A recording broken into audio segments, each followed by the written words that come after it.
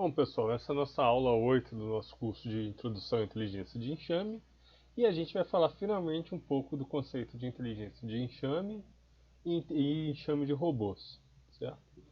Bom, agora que a gente viu essa série de conceitos, como o conceito de inteligência, o conceito de emergência, o conceito de autômato, e como é que isso funciona em alguns insetos sociais, a gente pode começar a rever esse nosso conceito de inteligência de enxame. Na aula zero eu perguntei pro pessoal que estava assistindo a aula na hora o que eles achavam. E infelizmente o programa que eu uso para gravar o áudio só gravou o meu áudio, não gravou o deles. Mas a maioria já tinha mais ou menos um conceito, porque a maioria que estava ali era amigo meu, que já conversa comigo há um tempo, então já sabiam disso. Mas teve um ali que falou, por exemplo, que o conceito de inteligência, o que ele tinha por inteligência de enxame seria uma mente coletiva em que todos não existe individualidade ou coisa do tipo, o que não é necessariamente verdade. O que a gente precisa concentrar aqui? Por exemplo, o exemplo que eu dei da formiga. Em nenhum momento as formigas precisam de uma hierarquia, precisam de cognição para resolver aqueles problemas complexos que elas resolvem, como por exemplo, questão de rotação, questão de triagem, questão de engenharia de estruturas. Cada indivíduo age de acordo com a sua vizinhança e conhecimento próximos. E eles conseguem, enquanto ele age tentando suprir, vamos colocar assim, a sua necessidade momentânea naquele local, com aquele pouco de informação, pouco de memória, é, pouco de comunicação, o resultado como um todo é a resolução do problema. A inteligência nas formigas ela emerge desse sistema. Então não é a formiga que é inteligente, o formigueiro é que é inteligente. Tá, isso aqui é uma banalização, porque você pode discutir o nível de inteligência do indivíduo formiga. Mas uma simplificação para a gente ver, em comparação com o formigueiro, a formiga não é inteligente. A formiga não tem capacidade de realizar essas tarefas complexas. É o formigueiro que realiza, certo? Então, isso, o que a gente tem que focar, o resultado dessas coisas todas, eu estou passando aqui os slides porque eu meio que já falei, é que tem alguns elementos que vão definir o que é inteligência de enxame.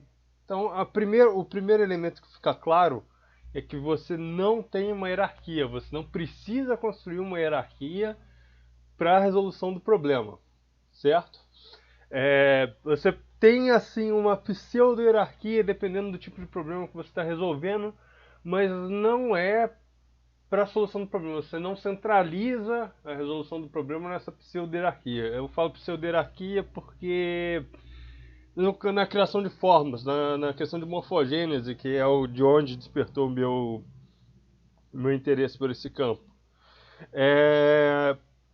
Tem um algoritmo, eu até posso colocar aqui para mostrar para vocês, que ele é responsável por formação de figuras. Ele foi projetado pensando em nanorobôs, ou seja, ele só tem capacidade de comunicação próxima, porque nanorobôs eles são basicamente polímeros, né? São basicamente uma cadeia polimérica e a forma como ele se comunica é de forma química, né?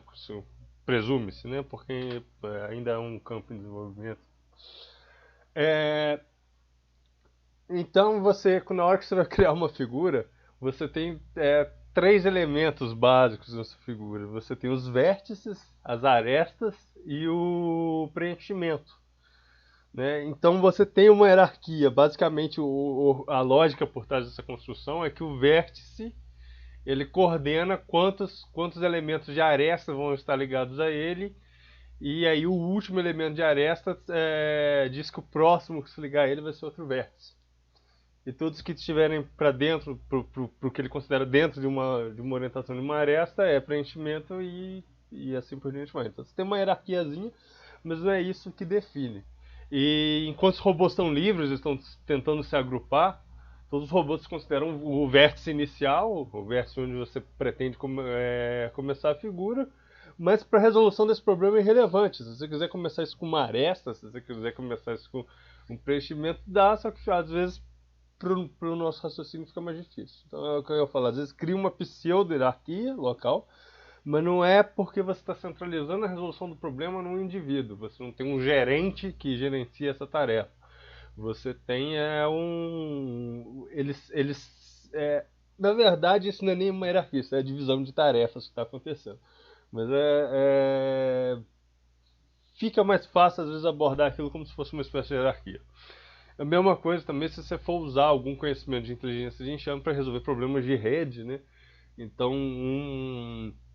às vezes, um elemento daquela rede vai se tornar o repetidor, o outro vai se tornar um roteador, etc. Então, a questão principal é o seguinte: vou começar a citar a ficção aqui. Na ficção, quando a gente tem aquelas mentes de enxame, mentes de colmeia, né? Quase sempre você vai ter ou num joguinho um objetivo ou uma fala de um personagem. Ah, vamos destruir o cérebro, isso vai descoordenar os nossos inimigos por um tempo. Isso já implica uma hierarquia, isso já implica que a coesão daquele grupo depende de um indivíduo. E se esse indivíduo for morto, o grupo desbanda. E isso já sai do conceito de inteligência de enxame. Já começa a ser. Qual que é a diferença desse tipo de inteligência para o nosso? A única coisa que você teria de diferença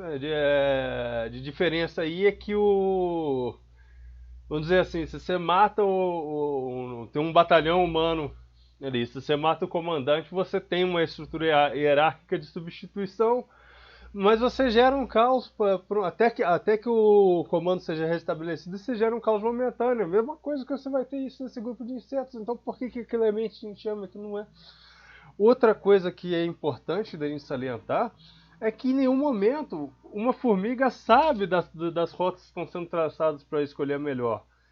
Ela pega pelo o cheiro local de qual rota for mais forte. Se por algum acidente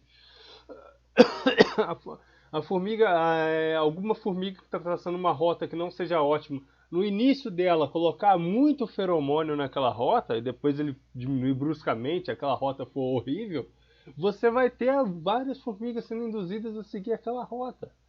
Elas não têm a noção da rota como um todo. Elas não têm a noção de todas as rotas que existem, qual que é a melhor e qual que é a pior. A questão de conhecimento e comunicação dela é local. Ela também a mesma coisa que eu citei na questão de divisão de tarefas das formigas. A formiga não sabe como é que tá os quadros de tarefas dentro do formigueiro dela. Ela não sabe que tá faltando um soldado. Ela tem a impressão que tá faltando um soldado, ela se torna uma formiga soldado. Ela tem a impressão que tá faltando uma coletora, ela se torna uma coletora. Então aí é mais uma vez, aí na ficção a gente tem aquilo. Nós somos uma mente coletiva, nós somos aí qualquer indivíduo daquela espécie sabe tudo que todos os outros indivíduos sabem. Se um indivíduo sabe tudo, toda a informação que aquela espécie toda sabe, então ele tem capacidade de comunicação e percepção global dos problemas que aquela espécie aborda. Aí já foge da inteligência de enxame. Você pode dizer que na verdade você tem um organismo disforme, que os neurônios deles são aqueles indivíduos e os neurônios deles andam no seu. Mas mesmo assim, até a questão do nosso cérebro, o que está ativando um neurônio, se outro neurônio não tiver comunicação direta com ele, a mensagem até chegar a ele vai ser alterada, né? A questão de pulsos elétricos, eu não vou me aprofundar muito nesse ponto não, mas você tem a ativação de um neurônio, aí esse neurônio, essa ativação ele vai ativar os que estão ligados a ele, de acordo com uma certa intensidade cada um, e você vai ter essa modificação ao longo da trilha. Nem para isso seria, entendeu? Tá, enrolei aqui essa parte do neurônio e tudo, mas eu tô falando, nem para simular uma mente única, o fato de todos os indivíduos saberem a mesma coisa que todos os demais daquela espécie sabem, seria parecido, entendeu? Então, essa ideia de mente unificada, todos sabem tudo, isso já foge completamente à noção de inteligência de enxame. A inteligência de enxame, por definição, o tipo de comunicação dela é o pior dos telefones sem fios. O indivíduo num extremo, enxergando o problema de forma espacial. Se eu tenho um formigueiro, uma formiga num extremo, vamos supor que ela vá passar uma mensagem, né? Ela obviamente não é uma mensagem direta, mas ela vai fazer uma alteraçãozinha na posição local dela que vai influenciar outra lá no canto. Essa mensagem vai chegar completamente diferente da outra. As formigas, quanto mais distantes dessa formiga, do mesmo formigueiro, vão ter uma noção mais errada não, mais distorcida da situação daquela formiga, se tiver essa noção, entendeu? Então, essa ideia de que a mente de enxame todos são todos são sincronizados, não é. Outro aspecto importante da inteligência de enxame é que ela se baseia no não sincronismo. A inteligência de enxame ela só é possível, apesar de que a gente vai fazer alguns algoritmos aqui que a gente vai usar o sincronismo para simplificar. Mas a inteligência de enxame ela só é possível, ela só tem o desempenho máximo dela quando você não tem a sincronização entre os elementos. Cada elemento reage numa frequência diferente e mesmo essas frequências variam e isso é que causa a adaptação do sistema e que faz com que eles evoluam. E outra coisa da inteligência de enxame é que ela não se baseia necessariamente numa adaptabilidade muito rápida. Eu tô sendo contraditório, eu acabei de falar que se adapta. Não, aqui não é que o indivíduo se adapta, entendeu? O ponto é esse. O coletivo, a inteligência emergente, ela se adapta ao problema. Ela consegue se adaptar e achar uma resposta, a maioria das vezes, uma resposta muito boa para o problema. Mas os indivíduos que compõem aquela entidade, fazem parte dessa inteligência de enxame, não vão conseguir se adaptar a essa mesma frequência. Esse é o processo, a base resumindo de uma forma um pouco obtusa, né? Não é exatamente isso, mas acho que dá para resumir desse jeito. A base da estratégia da inteligência de enxame é tentativa e erro ao extremo. Como ela tem vários indivíduos, ela vai tentando de tudo que é jeito. Não é que... E a gente vai ver na ficção que, basicamente, o sujeito tomou um tiro com uma arma X, aí logo em seguida aquele indivíduo se adapta geneticamente e espalha aquilo para toda a inteligência de enxame. Não vai ser isso que vai acontecer. Tanto na inteligência de enxame quanto que a gente vai ver. Tá, que eu acabei me enrolando aqui. Não é isso que vai acontecer, e isso foge mais uma vez da inteligência de enxame, porque essa super adaptação do indivíduo, e logo todos os indivíduos se adaptam, etc., exige a comunicação, percepção do problema, exige que um indivíduo de alguma forma consiga perceber o problema como um todo. Então vamos lá, tem um alienígena de pseudo-inteligência de enxame da raça X. Esse alienígena toma um tiro de laser, aí ele consegue se desenvolver geneticamente para adaptar aquele tiro de laser. Ou então ele morre, mas aí essa informação é passada para a inteligência de enxame e ela começa a mudar geneticamente. Então teve algum organismo ali que conseguiu perceber que o tiro de laser mata eles, e aí você tem uma comunicação global que todos os indivíduos da espécie se adaptam, e você tem uma percepção do indivíduo do problema como um todo. Você já descarta completamente essa necessidade de inteligência de enxame. O que a inteligência de enxame faria seria, na verdade, o oposto, né? Morreria um trilhão de laser e... supondo que essa arma laser tem uma limitação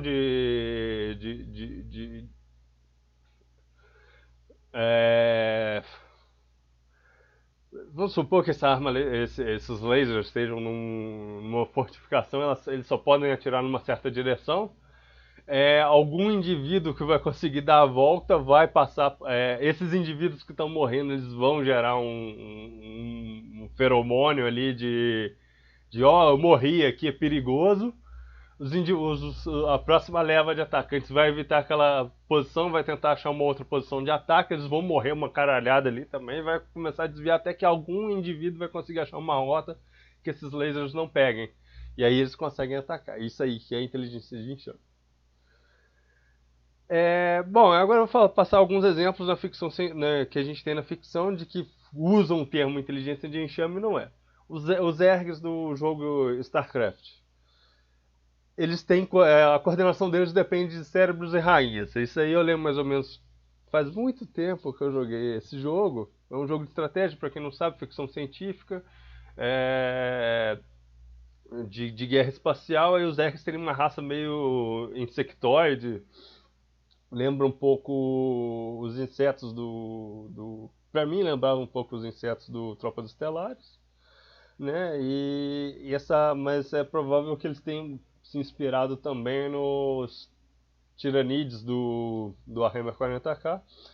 E aí você tem uma missão de destruir uma estrutura dessa raça que chama cérebro. E esses cérebros é que coordenam os Zergs, né? Então só por aí você já tem uma questão hierárquica. Aí quando você mata os cérebros, os Zergs ficam animalescos até um outro cérebro nascer no lugar. Tem também uma Overmind. Eu não sei exatamente a história, não lembro direito não, mas a ideia é essa. O primeiro ponto que desclassifica os Zergs como inteligência de enxame é porque eles dependem de uma hierarquia. A coesão deles não é... Começa. Se a gente for ver na última aula, quando a gente falou de insetos sociais, da ecossocialidade, o indivíduo dentro de uma inteligência de enxame, ele tem que ser capaz de reconhecer os outros indivíduos da mesma colônia. E se os Zergs dependem de um cérebro, de uma estrutura cerebral externa para dizer que eles são da mesma colônia, então tem alguma coisa errada. O que seria talvez o ideal nesse jogo, se ele quisesse representar fielmente uma inteligência de enxame, é não ter esses cérebros, não ter aquela questão da Kerrigan virar uma rainha, mas os humanos desenvolverem, por exemplo, um feromônio para jogar em cima, um bloqueador de sentidos para jogar em cima dos Zergs e fazer com que eles não consigam mais sentir o feromônio que marca eles sendo da mesma colônia, eles realmente brigariam entre si, isso aí estaria dentro do que seria uma inteligência de colônia. Você bloqueou uma função da inteligência de enxame. E outra coisa, os Zergs eles têm uma habilidade psionica que basicamente dá uma percepção, uma comunicação e percepção global do sistema. Então, vamos supor, um Zerg conseguiu descobrir onde é que está uma determinada estrutura, aí logo o cérebro está sabendo, essa estrutura cérebro, a rainha está sabendo, e aí coordena um ataque. Esse Zerg está lá na casa do caralho, vem para atacar essa estrutura inimiga ou coisa do tipo. Isso é basicamente o equivalente àquele Zerg que enxergou saber da importância daquela coisa. E não ser um sistema de rota, ele marca com feromônio, aí vem um monte de Zerg, os Zergs estão próximos, atacam, os outros estão próximos, aí seria a questão da inteligência de enxame. Tá, isso aí é uma estrutura cérebro do StarCraft. Os Borgs no Jornada das Estrelas. Eu nunca assisti Jornada das Estrelas direito, assisti acho que um filme só. Mas eu sei que eu já vi alguns vídeos falando sobre essa espécie da ficção científica, e eu sei que em um filme pelo menos, e parece que algumas séries, algumas temporadas, alguma coisa do tipo, você tem algumas rainhas Borgs, aí quando se destrói você acaba com a coesão daquele sistema, então você mais uma vez tem uma hierarquia, você não tem aquilo dependente. Eu vou deixar claro que parece que isso não é sempre que tem, entendeu? Parece que quando muda escritor, aí tem escritor que coloca essa questão de rainha e tem escritor que não coloca. Outra coisa também, pelo que eu entendi, os Borgs eles têm uma capacidade de comunicação global, pelo menos dentro de um cluster. Vamos colocar assim, dentro de um grupo de Borgs a comunicação deles é global, e cada Borg tem e eles atuam, e isso gera, por consequência, aquela questão de percepção e comunicação global do problema. A inteligência de enxame, o indivíduo não é capaz, o indivíduo às vezes nem sabe o problema que ele está resolvendo. Não tem essa noção. E ele não tem a questão, e se você vai precisar de 1000 indivíduos para resolver aquele problema, cada indivíduo vai conseguir comunicar com no máximo 2, 3. Então você tem essa questão, esse ponto na inteligência de enxame. E quando você coloca assim, um indivíduo sabe, automaticamente todos daquele grupo acabam ficando sabendo, você quebra isso, você acaba fazendo com que a comunicação seja global e a percepção do problema seja global. Tá, isso aí é a Rainha Borg de um dos filmes aí. Tem um cenário de RPG brasileiro chamado Tormenta, que gerou até alguns livros de fantasia, e você tem essa raça, Elefeus, que é meio que baseado uma raça que quando chega no mundo humano eles têm no mundo de Arton, né, que é onde se instala esse cenário. Eles têm uma aparência insectoide, eles são meio que baseados um pouco no horror Lovecraftiano. E mais uma vez, em Arton, eles têm uma pseudo-hierarquia. Aí dá pra dar uma desculpa nessa ficção, porque eu tenho aqui alguns livrinhos desse cenário, dessa coisa, então dá a entender que no mundo deles eles não têm isso. No mundo deles todos são um, etc. Você ainda não é inteligência de enxame, porque no mundo dele, mesmo no mundo deles, a comunicação é global, porque todos são um, aí você tem aquela questão de mente unificada, aí você já tem aquela questão de comunicação e percepção global dos problemas. E quando eles chegam em Arton, eles precisam se adaptar a esse novo universo, né, que eles vêm de um universo paralelo. E aí você tem o surgimento de lords da tormenta, etc. Então você começa a ter uma hierarquia que já quebra também a questão de inteligência de enxame. A inteligência de enxame ela é independente de hierarquia. Tá, aí é uma imagem num Lefeu Tormenta. A questão é que não é só a ficção que erra nisso, não. Muitas vezes a mídia especializada em tecnologia, ela erra. Não só, às vezes o próprio desenvolvedor erra em classificar o produto. Tá? Quem tiver dentro de comunidade de eletrônica robista, coisa do tipo a Arduino, comunidade sobre Arduino, vai ver muita gente classificando errado enxames de robôs, etc. Então, por exemplo, você tem os depósitos na Amazon e dessa Ocado aí, alguns deles são automatizados e são controlados por vários robôs, em grupos trabalhando em conjunto. E você vai ver muita videozinho, tipo da Tech Insider, não sei o que, dizendo que os robôs desse depósito da Amazon ou da Ocado são um enxame de robôs, etc. E você vai ver, não, esses robôs eles são controlados por uma central de controle. E às vezes na própria reportagem que chama de enxame de robô fala isso. Se eles têm um sistema de controle externo, você tem um computador central que ordena eles, e até nesse caso é o mais sensato a se fazer. Em geral, quando você tem uma estrutura fixa, funcionando direitinho, você sabe a posição de cada uma dessas coisas, você não precisa usar a abordagem de inteligência de enxame, você pode usar a abordagem tradicional de controle externo. E isso não é um enxame de robôs. Você tem uma porrada de robôs iguais trabalhando em conjunto, mas eles são controlados por uma central. Isso já não é um enxame de robôs. O enxame de robôs ele vem do sistema celular de robôs, que são vários robôs que resolvem o problema com percepção local e comunicação local. Eles não têm um controle externo, eles não têm uma hierarquia de inteligência de enxame. Então esses robôs aí, toda vez que vocês forem ver alguma reportagem, alguma coisa chamando esses robôs aí de enxame de robôs, a pessoa que está escrevendo isso está falando abobrinha, porque isso não é inteligência de robô, isso não é enxame de robôs, isso aí são vários robôs, mas controlados por uma central. Esses robôs eles não estão tendo que passar por aquela questão da inteligência de enxame, de modificar as suas variáveis locais, né, no terreno, comunicar apenas com seus vizinhos para isso no final resultar na resolução do problema, né? Não, eles têm uma central que sabe exatamente onde está cada item, sabe exatamente onde está cada caixote de despacho, e ela vai ordenar. O que ela faz provavelmente é verificar onde é que está o robô mais próximo do item, mandar ele pegar o item e traçar uma rota dele até a caixinha. Isso ela faz por conta. Ela pode até usar, para traçar essa rota, ela pode até usar algum algoritmo de enxame, mas não é um enxame de robôs. Ela está usando, por exemplo, otimização de formigas, etc. Mas é a central que está fazendo isso. Isso não é um enxame de robôs. Parece que repetiu o slide aqui.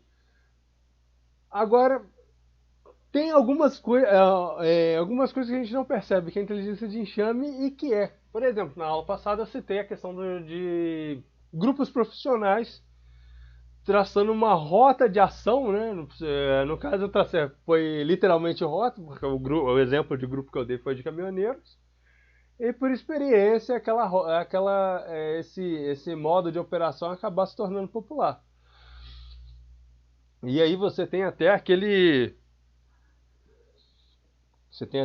aquela questão, né? Porque como esse modus operandi ele é traçado por causa da experiência profissional, ele pode estar enviesado de não ser a melhor das opções. Às vezes é uma opção muito ruim, mas as pessoas têm a impressão que aquilo é bom. E isso é um problema da inteligência de enxame. A inteligência de enxame ela pode enviesar, às vezes, em geral, ela consegue chegar numa solução boa, mas dependendo do caso, ela pode enviesar para uma solução ruim. Porque ela não é baseada no planejamento, ela é baseada vamos dizer assim, experiência individual dos indivíduos somada de forma coletiva. Então a gente tem outros exemplos de interações humanas que são muito parecidos, na verdade são uma forma de inteligência. A gente chama o mercado é uma delas, tá? Primeiro, o mercado ele entra dentro daquela classificação do Gazi, né? O mercado ele não é previsível. Você tem ferramentas poderosas de inteligência artificial para tentar prever as alterações do mercado. Você tem especialistas, mas sempre você vai ter aquela questão do cisne negro. Surge alguma coisa que não era prevista e o mercado reage de alguma forma não esperada. Então o mercado ele não reage de forma previsível, mas você sabe que ele também não é completamente aleatório. Na verdade ele não é aleatório, só que as variáveis naquele sistema são tantas que você não consegue prever. E o mercado aprende, o mercado ele muda o sistema de comportamento dele com base na experiência do mercado como um todo, né? Com base na experiência dos indivíduos com o mercado. O mercado como os indivíduos não conseguem se adaptar tão rápido quanto o mercado se adapta à situação, tá? O mercado aqui, o nome mercado aqui que eu estou me referindo é a questão de troca, tá? Um indivíduo quer uma coisa X e outro indivíduo produz essa coisa X. Então, quando você tem essa coisa esse deslocamento da coisa X produzida por um indivíduo A para a coisa X para o indivíduo B que quer ou precisa dessa coisa e a troca de algum valor por causa disso, isso é o mercado. Tá? E esse valor não precisa ser nem questão de valor financeiro. Por exemplo, pode ser, vamos dizer assim, capital social, questão de favor, etc. Então vai ser mercado, vai ter legal, ilegal, até trocas afetivas, vamos dizer assim, poderiam ser classificadas dentro desse conceito mais amplo de mercado. Eu faço uma tarefa para um amigo meu, pensando em troca que não conscientemente, mas esperando em troca um fortalecimento dos laços de amizade, etc. Coisa do tipo. Tá? A gente faz isso e não é necessariamente ruim. Ok, a questão aqui não é tratada dessa questão moral. A gente tem a impressão de que o mercado ele é controlado por governos, grandes corporações. Não é. Principalmente esse conceito mais amplo. As corporações elas têm um peso maior, dependendo da força, ela tem um peso até maior dentro do mercado, mas ela não consegue, como um todo, controlar o mercado, etc. Você consegue ter monopólios dentro de um país quando uma corporação, em conjunto com o governo, conseguem fazer restrições e evitar o surgimento de concorrentes.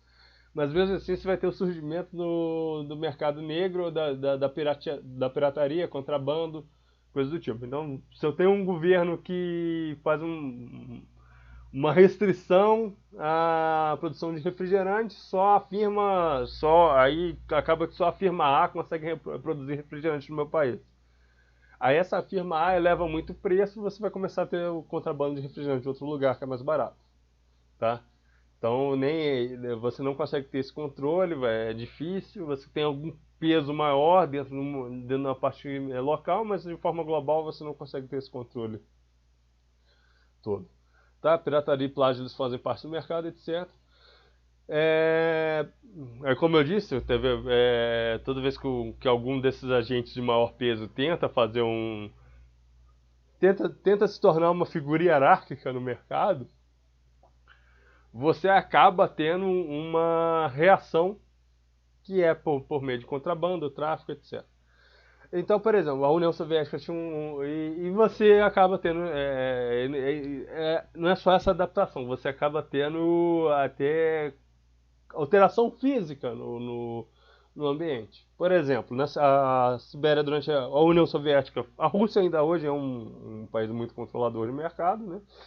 Mas durante a União Soviética, com certeza era muito mais, até pela própria necessidade do tipo de governo, etc. Então você tinha problema de contrabando. Você tem uma rede de estradas muito eficiente, né, na Sibéria que não foi construída pelo governo soviético, foi construída por contrabandistas e não foi construída de forma centralizada. Cada grupo construiu uma estrada de acordo com sua necessidade, acabava que uma estrada interligava com a outra, que aproveitavam, e essas estradas eram bem feitas e eram bem eficientes com relação a rotas, entendeu? Então você tem ali vários grupos descentralizados construindo uma rede de estradas que você pode olhar e achar que foi projetado por uma pessoa, porque, pô, como é que ligar o ponto A, B e C de forma tão eficiente? Não é possível que o trecho AB foi construído por um e o trecho BC foi construído por outro sujeito. Tá, é por aí. Então o mercado ele funciona como uma inteligência de enxame. Cada indivíduo está preocupado com suas necessidades de compra e venda, e o resultado dessas necessidades de compra e venda você tem pela fluidez do mercado. Sendo que um indivíduo, em geral, afeta a sua vizinhança. E nesse caso eu vou recomendar um livro muito bom para quem lê. Isso já não falando da parte de inteligência de enxame, mas como é que funciona o capital social e a caiu o fone aqui. Como é que funciona o capital social e a influência de uma pessoa para sua vizinhança. Se você quiser analisar pela ótica da inteligência de enxame, você pode ver a comunicação local funcionando, que é o livro Contagious. Eu não sei o nome do autor, mas se vocês digitarem Contagious aí na internet, vocês vão achar. Não vão achar o PDF, é um livro acho que novo, né? Ou vão achar o PDF também, não sei, depende da capacidade de cada um aí de descobrir, de quebrar